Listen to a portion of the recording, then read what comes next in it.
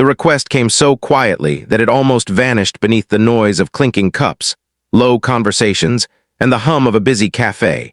Yet it struck like thunder in a life that had grown used to silence. A tired young mother, her hands trembling slightly from hunger and pride colliding, leaned toward a stranger's table and asked a question that would unknowingly split his carefully controlled world wide open.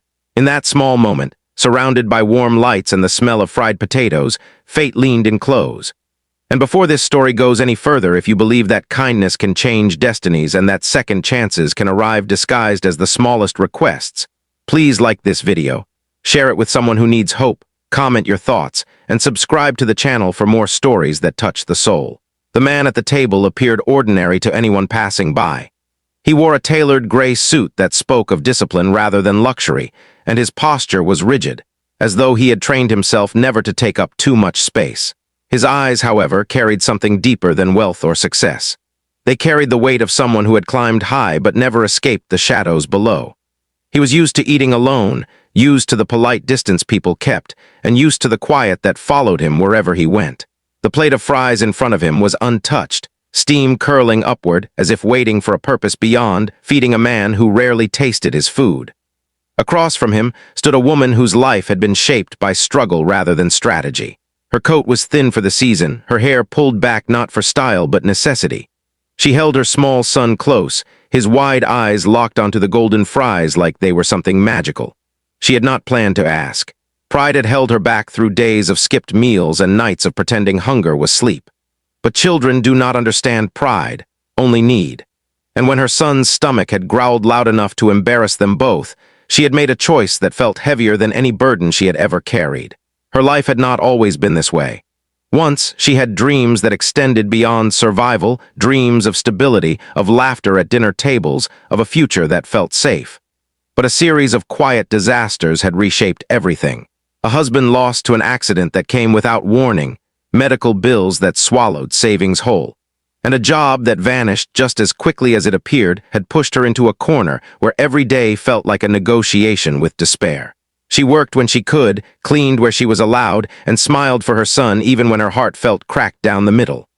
This cafe visit was not a treat but a shelter from the cold, a place where she could pretend, for a moment, that life was normal.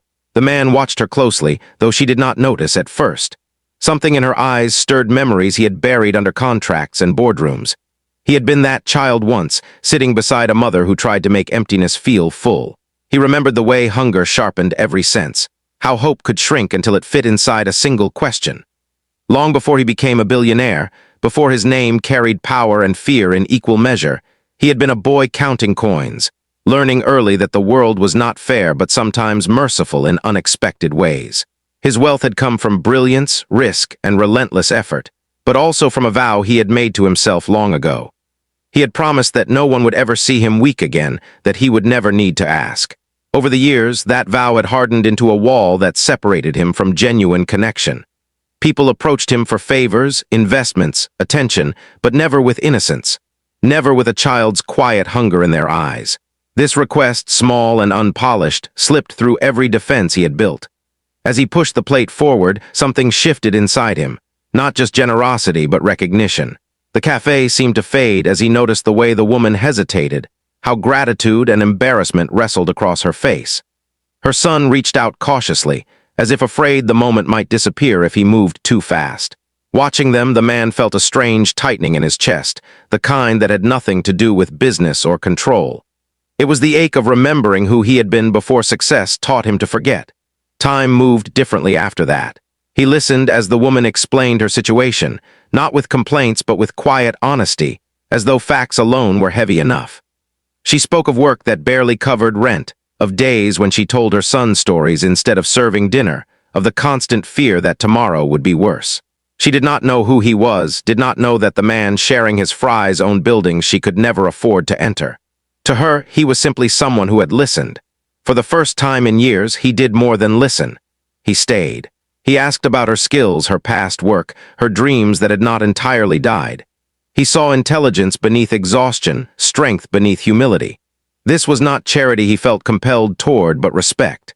He had spent billions investing in ideas with far less promise than the resilience sitting across from him.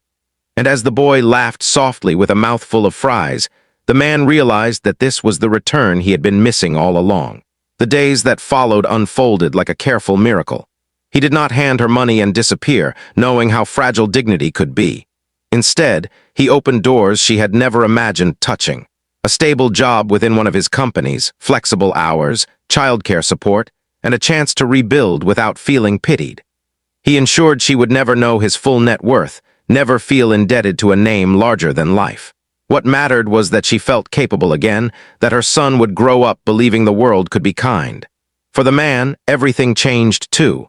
The emptiness that had haunted his success began to loosen its grip. He started visiting his offices not as a distant figure but as a presence, listening to stories, noticing people. He funded programs not for headlines but for impact, guided by the memory of a simple plate of fries.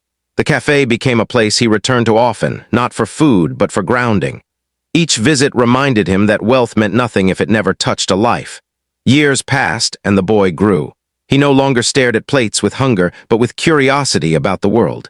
His mother stood taller now, her laughter easier, her eyes no longer shadowed by constant worry. She never learned the full truth about the man who helped them, and he preferred it that way. Some kindnesses lose their power when labeled.